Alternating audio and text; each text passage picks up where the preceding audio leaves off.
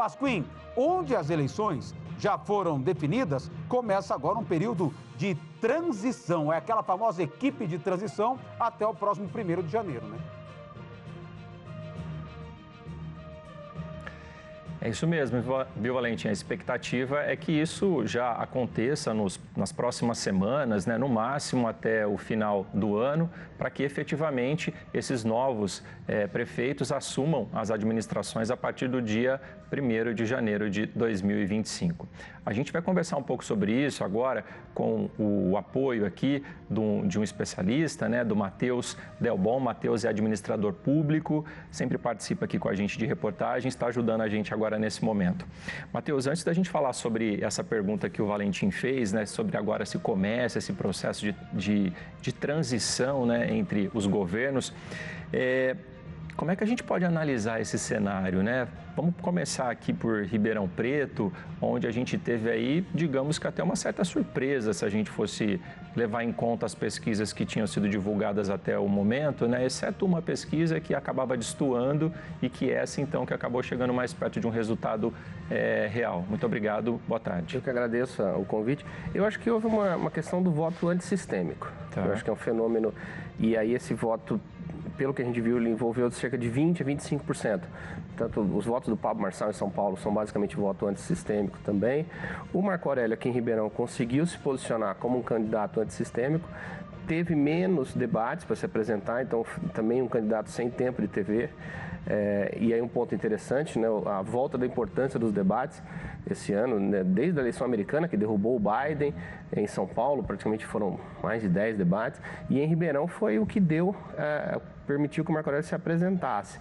Então isso mostra que o eleitor busca muitas vezes um candidato antissistêmico, como outras cidades da região também, que teve reviravoltas aí em candidatos que se posicionam fora do sistema, com coligações muito pequenas. Então talvez seja um tiro no pé você fazer uma coligação muito grande. Às vezes a população começa a olhar isso como ele tem muito rabo preso, vai ter muito cargo a ser distribuído, e busca esse voto. E eu acho que esse acaba não sendo percebido nas pesquisas, porque isso é meio que nos últimos minutos, a pessoa que não tem vontade de votar em nada. Vamos lembrar que também as abstenções e votos brancos e nulos foi muito alto em Ribeirão Preto, somadas a mais de 40%. Poderia alterar o resultado completamente, né? Então eu acho que esse fenômeno que fez mudar o cenário eleitoral por completo. Matheus, daqui a pouco a gente vai mostrar como é que ficaram as câmaras municipais, pegando 2 exemplos aqui de Ribeirão Preto e Franca, mas, por exemplo, Ribeirão Preto, o MDB fez 5 vereadores, PL 4, PT 3, PSD 3, União Brasil 2, PP 2, o Novo fez 1, PSDB 1, Republicanos 1. Lá em Franca, PL com 4 vereadores eleitos, o MDB 3, o PSD 2, PP 2, Republicano 2, PT 1 e o PSOL 1. A gente consegue observar aqui que a maioria dos eleitos ou reeleitos são de partidos ali da centro-direita, né? Eu acho que o centro-direita se renovou, né?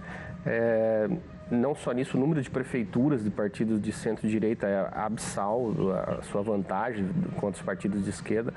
Eu acho que a direita hoje ela é maior do que uma linha bolsonarista especificamente, então o PSD se coloca aí como uma alternativa, outros partidos vêm se colocando, o MDB se consagra num centro, mas pendendo à direita, né, muitas leituras municipais. Então eu acho que isso demonstra que houve um amadurecimento dos partidos de direita, mais do que uma onda ligada ao Bolsonaro, como muitos sugeriam, e algo mais permanente, né? Eu acho que é algo mais permanente na política brasileira. Provavelmente muitos desses prefeitos novos eleitos no espectro da direita vão conseguir se apresentar e aí galgar deputados. Eu acho que isso vai começar a mexer no cenário. É um termômetro importante para medir a vontade do eleitorado.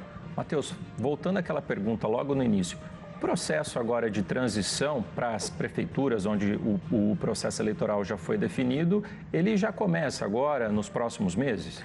Então, infelizmente, você, diferente do nível federal, que você tem uma lei de transição que garante, os municípios não têm. Um ou outro município tem algum instrumento de transição, mas na maior parte depende da boa vontade do governo que está presente, se ele permite acesso. Então, e cidade pequena é comum chegarem lá, os computadores estarem todos deletados, documentos esvaziados. Então, infelizmente, não é algo tão republicano que a gente vê no município. Então, eu faço aqui o apelo a todos os prefeitos que vão passar o cargo, mesmo para a oposição, que promovam essa transição. Mas, infelizmente, na estrutura municipal você não tem cargos remunerados para a transição, como você tem na esfera federal. Então, acaba tendo que ser um trabalho voluntário, talvez daqueles que vão assumir. Então, é um pouco precária essa transição, o que leva os prefeitos irem de janeiro até março, mais ou menos, para entender a máquina. Encontrar o que está acontecendo. Tentando encontrar o que está acontecendo. Demais. Matheus, eu agradeço bastante sua presença aqui com a gente no Balanço Geral. Certamente ainda vamos nos falar aí nesse segundo turno, mas muito obrigado mais uma vez. Eu que agradeço o convite. Obrigado.